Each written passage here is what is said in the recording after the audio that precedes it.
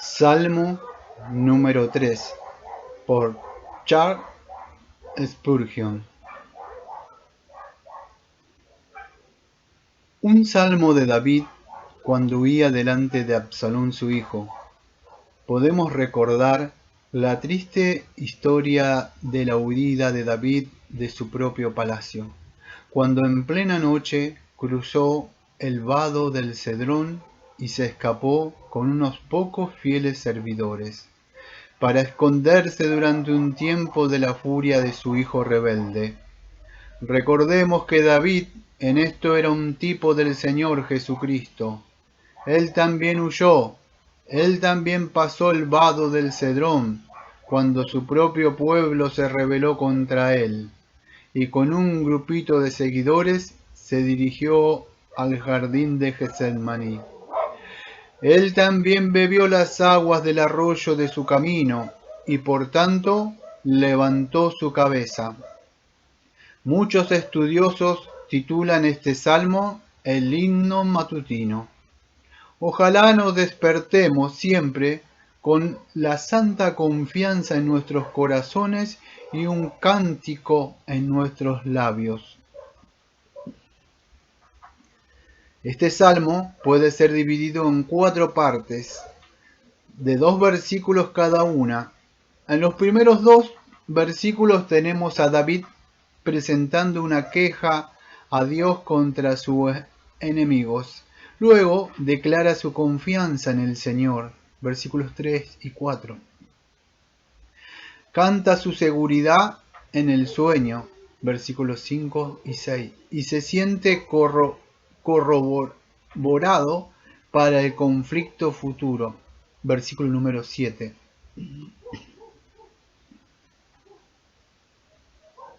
Versículo número 1. Señor, oh cuánto se han multiplicado mis adversarios. Los adversarios vienen en grupo, la aflicción tiene una familia numerosa. Muchos son los que se levantan contra mí. Las legiones de nuestros pecados, los ejércitos de enemigos, la muchedumbre de dolores corporales, la hueste de aflicciones espirituales, y todos los aliados de la muerte y el infierno se han dispuesto en batalla contra el Hijo del Hombre. Comenta Charles Spurgeon. Sobre este versículo número 1, Matthew Henry dice: qué engañosos y peligrosos son todos ellos, y qué poca fidelidad y constancia se halla entre los hombres. David tenía el afecto de sus súbditos, tanto como puede haberlo tenido cualquier otro rey, y con todo, de repente, los perdió todos.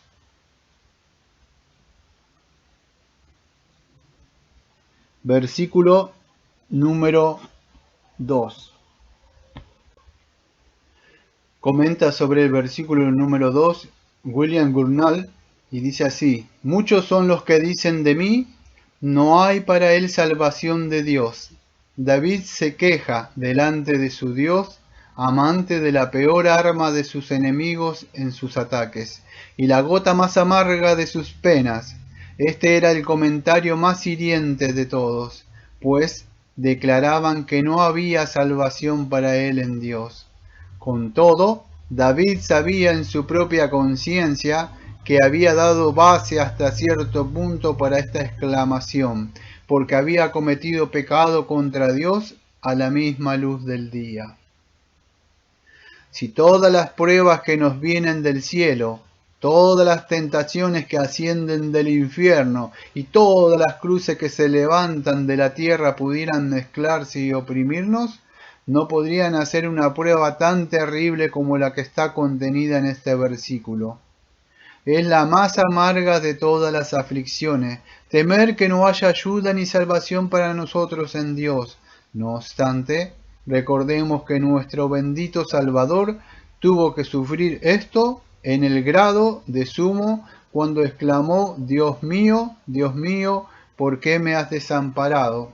Comentaba en esta parte Charles Spurgeon. Ahora, en esta parte chiquita sí comenta William Gurnall, y dice así William Gurnall, dice, Dios mío, ¿por qué me has desamparado? Cuando el creyente pone en duda el poder de Dios o su interés en él, su gozo desaparece como la sangre sale de una arteria cortada. Este versículo es verdaderamente una herida dolorosa.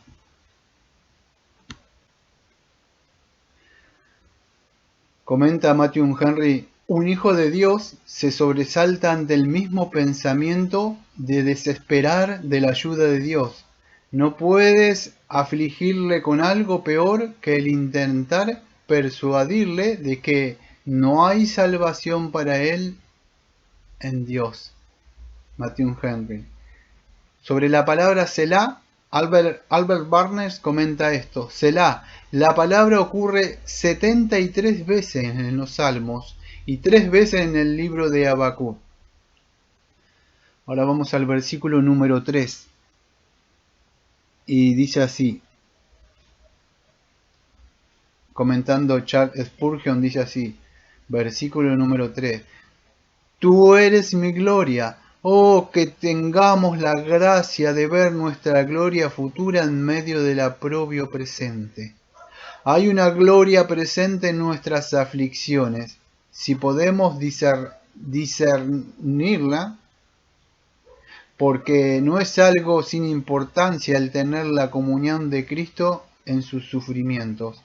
David fue honrado cuando ascendió al olivete, llorando, con la cabeza cubierta, porque en todo fue hecho como su Señor. Nosotros podemos aprender a este respecto a gloriarnos también en las tribulaciones, comenta Charles Spurgeon. Sobre el versículo número 4, que vamos a adentrarnos ahora, comenta Thomas Watson, con mi voz clamé al Señor. Cuando la oración va en vanguardia, a su debido tiempo, la liberación cubre la retaguardia. Ahora sobre el versículo número 4, Spurgeon dice así, y él me respondió con frecuencia, he oído que algunas personas dicen en oración, tú escuchas la oración y la respondes, oh Dios, pero la expresión contiene algo superfluo, puesto que para Dios escuchar es, según las escrituras, lo mismo que responder, dice Spurgeon. Versículo número 5. Yo me acosté y dormí. Hay un sueño de presunción. Dios nos libre de él.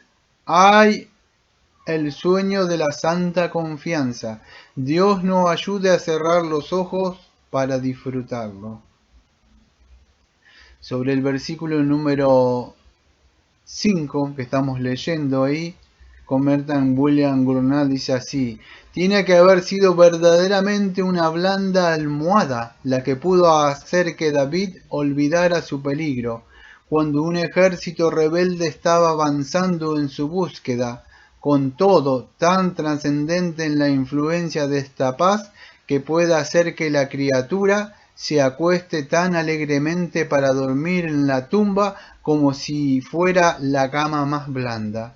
Se puede decir que el niño que llama para que le pongan en la cama está dispuesto. Algunos de los santos han deseado que Dios le pusiera a descansar en sus camas de polvo. Y esto no como resultado de una desazón u aflicción presente, como hizo Job, sino por un dulce sentido de esta paz en su pecho. Ahora despide a tu siervo en paz, porque mis ojos han visto tu salvación. Fue el cántico del anciano Simeón, comentó William Gurnall. Ahora también comenta sobre esto Thomas Watson y dice, una buena conciencia puede dormir en la boca de un cañón. La gracia es una gota de malla para el cristiano, el cual no teme la flecha ni la bala. Thomas Watson. Charles Spurgeon dice así: el Señor me sostenía. ¿No sería muy útil considerar el poder sustentador manifestado en nosotros en tanto que estemos durmiendo, en el flujo de la sangre, en el dilatarse y contraerse de los pulmones, etcétera, el cuerpo y en la continuidad de las facultades mentales, en tanto que la imagen de la muerte está sobre nosotros? Una breve frase de Martín Lutero sobre este versículo 5, dice así Martín Lutero: Cristo, en las palabras de este versículo, da a entender su muerte y su sepultura.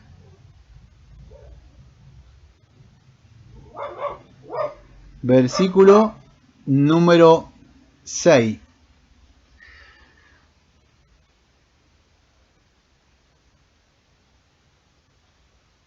Dice así: no temeré a 10 millares de gente que pongan sitio contra mí. El salmista confiará a pesar de las apariencias amenazadoras. El salmista no temerá aunque haya 10.000 enemigos que le rodeen. Los creyentes débiles ahora están dispuestos a excusarse, y nosotros mismos estamos demasiado dispuestos a hacer uso de excusas, en vez de sobreponernos a las debilidades de la carne. Nos refugiamos bajo la misma y la usamos como una excusa. El confiar solamente cuando las apariencias son favorables. Es navegar solo con el viento y la marea. Creer solo cuando podemos ver. Oh, sigamos el ejemplo del salmista y busquemos esta fe sin límite que nos permitirá confiar en Dios, venga lo que venga. Dice Phyllis Bennett. Yo quiero en los Salmos. Comenta Cowper, dice así, del versículo: no importa quiénes sean nuestros enemigos, por más que sean legiones en cuanto al número, en cuanto al poder, principados en sutileza, serpientes en crueldad, dragones en ventaja de emplazamiento, príncipes del aire en cuanto a malicia, maldades espirituales, más fuerte es el que está con nosotros que lo que están contra nosotros. No hay nada que nos pueda separar del amor de Dios en Cristo Jesús, nuestro Señor. Seremos más que vencedores. Versículo número 8. Comenta Spurgeon: la salvación es del Señor. Este versículo contiene la suma y sustancia de la doctrina calvinista. Escudriña las Escrituras, y si las lees con la mente abierta y sincera, te persuadirás de la doctrina de la salvación, por la gracia solamente. Es la gran doctrina de la palabra de Dios. Este es el punto con respecto al cual estamos en pugna constante. Nuestros oponentes dicen: la salvación pertenece a la voluntad del libre albedrío del hombre,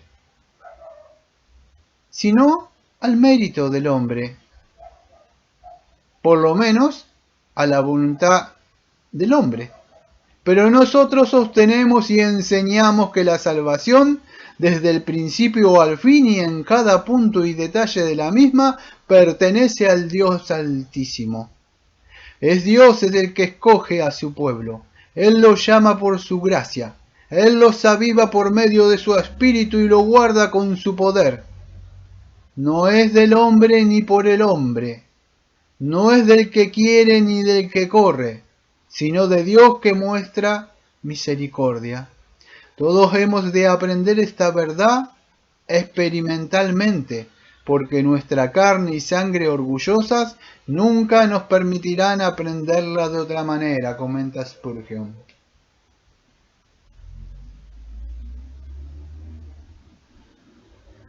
Para terminar, sobre este último versículo, un comentario de Thomas Watson, y dice así: sobre tu pueblo sea tu bendición, aquellos cristianos de primera magnitud, de los cuales el mundo no era digno.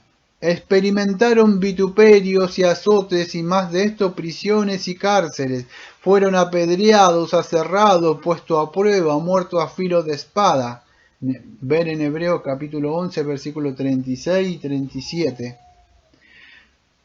¿Cómo? Y durante todo este tiempo de sufrimiento eran bienaventurados. Un hombre carnal podría pensar que si esto es bendición, que Dios le libre de ella. Pero, sea cual sea la opinión que tengamos del hecho, nuestro Cristo Salvador dijo que el hombre piadoso es bienaventurado, aunque lleve luto. Aunque sea un mártir, es bienaventurado. Job, sentado en las cenizas de la basura, era bienaventurado. Los santos son bienaventurados cuando son maldecidos. Los santos, aunque sean magullados y heridos, son bienaventurados.